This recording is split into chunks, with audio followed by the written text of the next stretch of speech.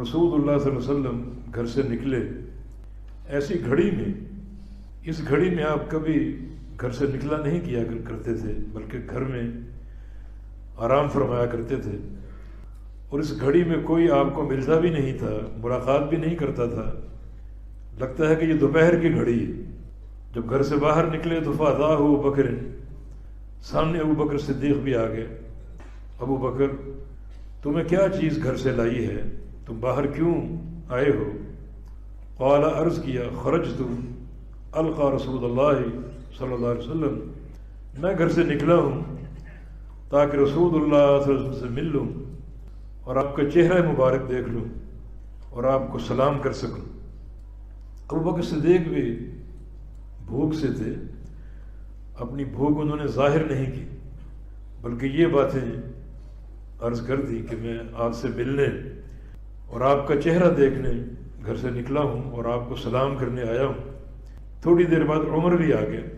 فقال، عمر، تم گھر سے کیوں آئے ہو؟ تمہیں گھر سے کس چیز نے نکالا؟ عرض کیا کہ الجوع یا رسول اللہ، بھوک لگی ہوئی ہے، بھوک سے بے قرار ہو کر نکلا ہوں۔ قال صلی اللہ علیہ وسلم، مجھے بھی بھوک ہی لگی ہوئی ہے اور میں بھی بھوک سے بے قرار اپنے گھر سے آیا ہوں باہر۔ یہ تینوں دوست، ایک صحابی ابو الہیثم، انصاری صحابی ابو الہیثم ابن التیہان کے گھر کی طرف چلے گئے۔ اس صحابی کے پاس بہت سی کھجوروں کے درخت تھے اور بہت سی بکریاں بھی تھیں، اور پاس کوئی نوکر نہیں تھے۔ جب اس کے گھر پہنچے تو وہ گھر میں موجود نہیں تھے، تو انہوں نے اس کی بیوی سے کہا، آپ کے شوہر کہاں ہیں؟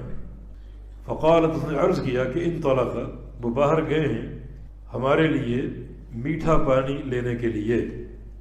تھوڑی دیر بعد ابو الہیثم بھی گھر پہنچ گئے، اپنی پشت پر مشکیزہ لادے اسے رکھا، نبی علیہ السلام سے چمٹ گیا اور اس کی زبان پر مسلسل یہ جملے کہ آپ پر میرے ماں باپ قربان ہوں۔ اور ایک حدیث میں الفاظ بھی ہیں کہ اس نے جب نبی علیہ السلام کو دیکھا، ابو بکر و عمر کو دیکھا، تو بے ساختہ یہ کہہ اٹھا کہ ما علی وجہ الارض اکرم اضیاف منی اليوم، کہ آج اس وقت پوری روئے زمین پر مجھ سے زیادہ خوش نصیب انسان کوئی نہیں ہوگا، جس کے مہمان رسول اللہ صلی اللہ علیہ وسلم بن گئے اور ابو بکر و عمر بن گئے، تو اس وقت کون مجھ سے خوش نصیب ہوگا؟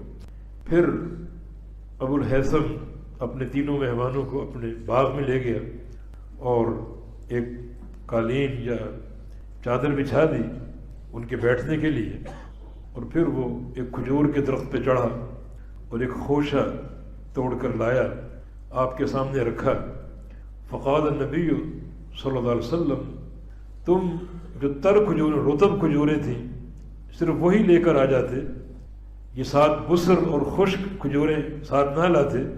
عرض کیا کہ یا رسول اللہ صلی اللہ علیہ وسلم، میری یہ خواہش تھی کہ آپ چن چن کر کبھی رطب کھائیں اور کبھی بسر کھائیں، ایک ہی طرح کی نہ ہوں بلکہ دو طرح کی ہوں، تاکہ کبھی یہ اور کبھی وہ آپ کھائیں۔ تینوں ساتھیوں نے کھجوریں کھائیں اور پانی پیا۔ فقال صلی اللہ علیہ وسلم، اس ذات کی قسم جس کے ہاتھ میں میری جان ہے، یہ بھی وہ نعمتیں ہیں جن کے بارے میں تم قیامت کے دن سوال کیے جاؤ، کہ اللہ تعالیٰ کا فرمان ہے ثم لتسألن یومئذ عن النعیم، کہ قیامت کے دن تم سے ایک ایک نعمت کا سوال کیا جائے گا